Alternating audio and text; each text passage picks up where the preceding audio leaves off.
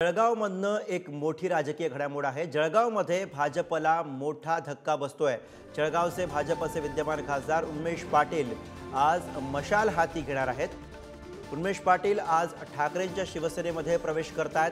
मातोश्रीवरती दुपारी 12 वाजता उद्धव ठाकरेंच्या उपस्थितीमध्ये हा पक्षप्रवेश होणार असल्याची माहिती आहे। जळगावमध्ये भाजपने स्मिता वाघ यांना उमेदवारी दिली आणि त्यामुळे उन्मेष पाटील हे नाराज आहेत। जळगावमध्ये आता स्मिता वाघ विरुद्ध उन्मेष पाटील अशी लढत होण्याची शक्यता आहे।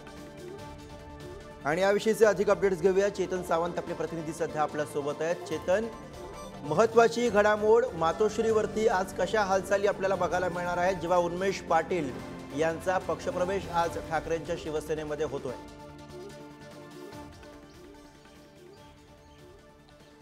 नक्कीच आपण पाहिलं असेल तर कालच्या घडामोडीनंतर आज खरं तर पक्षप्रवेशाची वेळ ठरलेली आहे। दुपारी 12 वाजता उन्मेष पाटील यांचा ठाकरेंच्या शिवसेनेत प्रवेश होतो आहे।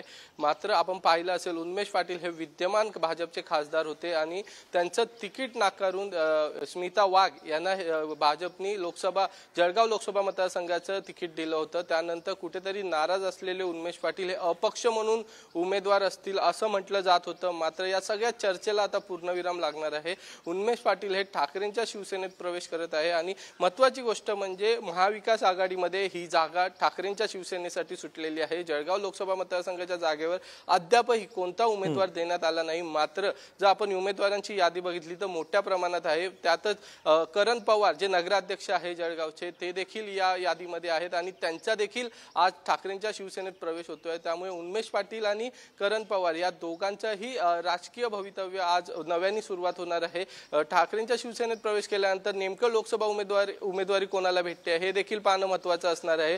कारण आज फक्त पक्षप्रवेश आहे, उमेदवारीबाबत कोणतीही चर्चा झाली नाहीये किंवा उमेदवारी देण्यात येईल का असं आश्वासन देण्यात आलं नाही। मात्र पक्षप्रवेश झाल्यानंतर आपण जर संपूर्ण राज्यातील उद्धव ठाकरे यांच्या सभा किंवा दौरे पाहिले तर प्रत्येक वेळी सभा असतील किंवा दौरे असतील यामध्ये त्यांनी आपल्या लोकसभा उमेदवाराची घोषणा केली होती। त्या अनुषंगाने जर पक्षप्रवेशावेळी आपण आता पाहणं महत्त्वाचं असणार आहे की जळगाव लोकसभा मतदारसंघातील उमेदवाराची घोषणा करतात का आणि ती घोषणा केल्यानंतर उन्मेष पाटील हे उमेदवार असतील का हे देखील पाहणं महत्त्वाचं असणार आहे। जर पाहिलं आपण तर यापूर्वी देखील उद्धव ठाकरे असतील, आदित्य ठाकरे असतील जळगाव लोकसभा मतदारसंघाचा दौरा केला होता, त्याचबरोबर जनसंवाद यात्रा देखील काढल्या होत्या। त्यामध्ये मिळणारा जो लोकांचा प्रतिसाद आहे तो पाहता ठाकरेंच्या शिवसेनेकडून पहिल्या यादीमध्ये जळगावच्या लोकसभा मतदारसंघासंबंधित उमेदवाराचं नाव असेल असं म्हटलं जात होतं।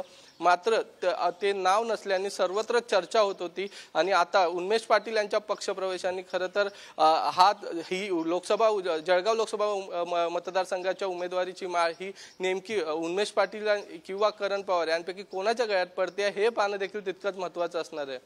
बरोबर, त्यामुळे आजच्या या प्रवेशानंतर उमेदवारी नेमकी कोणाला हे सुद्धा आपल्याला बघायचं। धन्यवाद चेतन या सविस्तर माहितीसाठी।